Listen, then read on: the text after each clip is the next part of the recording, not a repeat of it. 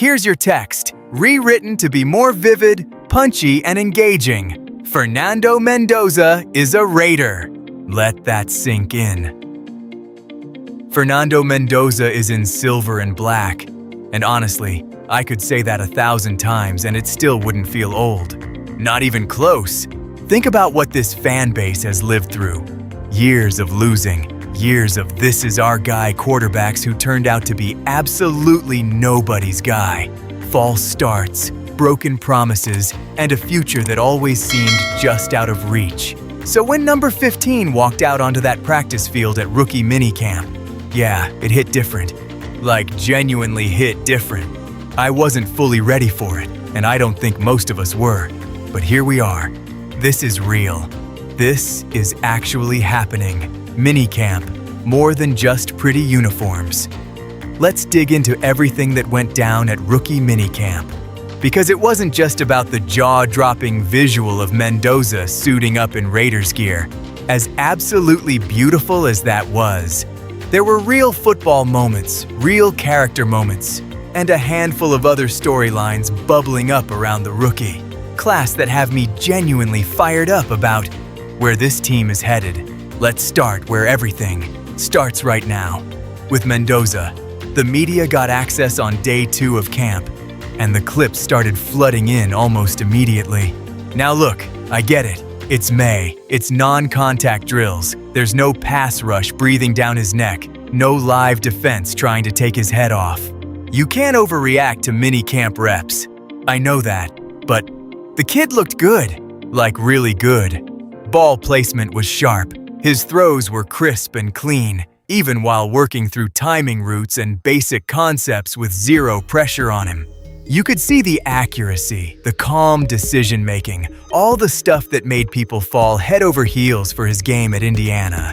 There's a smoothness to how he moves and processes everything, and it translates immediately, even at this embryonic stage of his NFL career.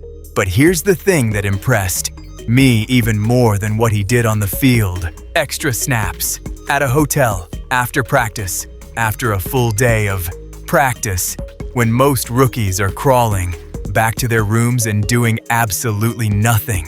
Mendoza has been grinding through 25 to 50 extra under-center snaps every single night at the team hotel, working with the centers on the mechanics and timing of something that was flagged early as a development area coming out of college.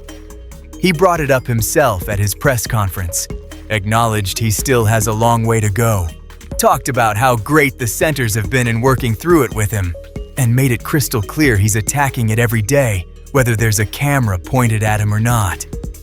That right there, that detail means more than almost anything else I can tell you about this kid. Because the under-center thing isn't a talent problem. It's a repetitions problem. It's muscle memory. It gets fixed through obsessive, boring, unglamorous daily work. And the fact that he's voluntarily piling on 50 extra reps after a full practice day, as the #1 overall pick, when everyone would completely understand if he just went to sleep, that tells you everything about who Fernando Mendoza actually is underneath the highlights and the smile. Choosing work over the White House there was another moment that I think deserves serious recognition. When asked about potentially attending the White House visit with the Indiana National Championship team during the OTA period, Mendoza essentially said he wouldn't feel right skipping practice as a rookie. His words were about being at the bottom of the totem pole, about wanting to serve his teammates, and how missing workouts wouldn't accomplish that goal. Now, whether that visit actually conflicts with the schedule or not, almost doesn't matter. The mentality behind that answer is everything. He walked into this building as the first overall pick and immediately adopted the mindset of someone who still has something to prove. No entitlement, no celebrity swagger, just a guy who wants to put his head down and work. I've been saying since draft night that Mendoza is the kind of quarterback who makes the culture around him better, just by showing up and being himself. That's not hype talking. That's a character profile that's been completely consistent from Bloomington all the way to the Nevada desert. The self-awareness, the humility, the stubborn refusal to take shortcuts. That is what a franchise quarterback looks like off the field. Now we just need the on-field performance to match it. And everything we've seen so far suggests it absolutely will. German McCoy. Quietly encouraging news, let's shift gears and talk about German McCoy. Because just showing up at Minicamp was honestly a story in itself.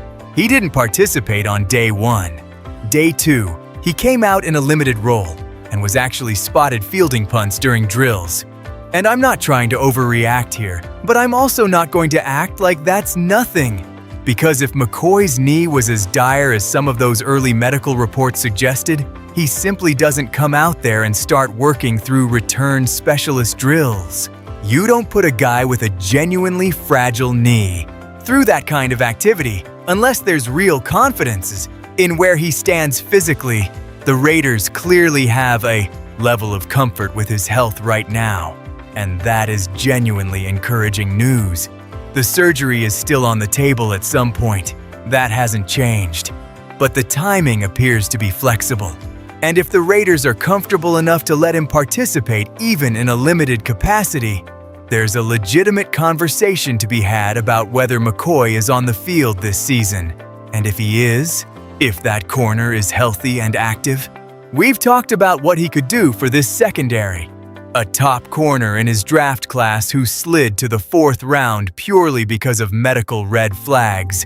If those concerns are less serious than feared, Las Vegas potentially landed a starter-caliber corner for a fraction of the price. That's the kind of value that genuinely changes the trajectory of a season. Crawford. Stokes, Washington, and the rest of the room. Crawford was pulled from day 2. But his absence was nothing to stress about, just the coaching staff being smart with his reps after a heavy workload. He spoke at the podium afterward, and what he said gave me a good feeling. When asked what he brings to the Raiders' defense, he talked about being a violent player, learning from the veterans ahead of him, taking notes, being an attacker.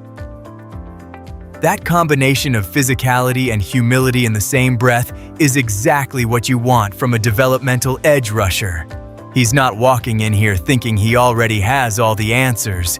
He's coming in ready to soak up everything Rob Leonard is going to teach him, while bringing that disruptive energy to every single rep. The pass rush tools are there. The movement for his size is genuinely rare. Making those tools consistently effective is the project, and Leonard is perfectly built to run that project. What matters right now is that Crawford is showing up mentally ready to be coached. Everything else follows from that. Trade-in. Stokes was out there working through drills and looking comfortable in the environment. No small thing for a rookie dropped into the deep end for the first time. Mike Washington ran through some sequences, and the early word on him is exactly what you'd hope to hear. Fluid, quick, explosive. When a running back with legitimate home run speed looks natural and technical in fundamental drills, it means the athleticism isn't papering over some gaping holes in his game. It's just who he is. And then there's Ray McCoy, the veteran receiver from Atlanta who was spotted working out with the rookies. The receiver room is genuinely crowded right now, and carving out a roster spot is going to require either special teams excellence or a skill set that truly separates you from the pack. As a return specialist, McCoy has done it at a high level in this league before.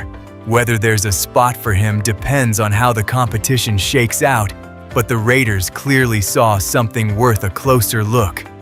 Something feels different. And I mean it this time. Here's what I want you to take away from all of this. Beyond the individual players, beyond the specific drills and quotes and practice reps, there is an energy coming out of that building right now that feels fundamentally different from anything we've seen in years. Kubiak is out there. Mendoza is out there. The rookies are grinding. The standard has been set. No shortcuts, no free passes, nothing handed to you. Even the first overall pick is treating himself like a guy who still has to earn his spot every single day. That's the culture. That's what it looks like when an organization stops settling for comfortable mediocrity and starts demanding real competition, real accountability, and real results. Is everything guaranteed? Of course not. We've been sold hope before and watched it dissolve by October.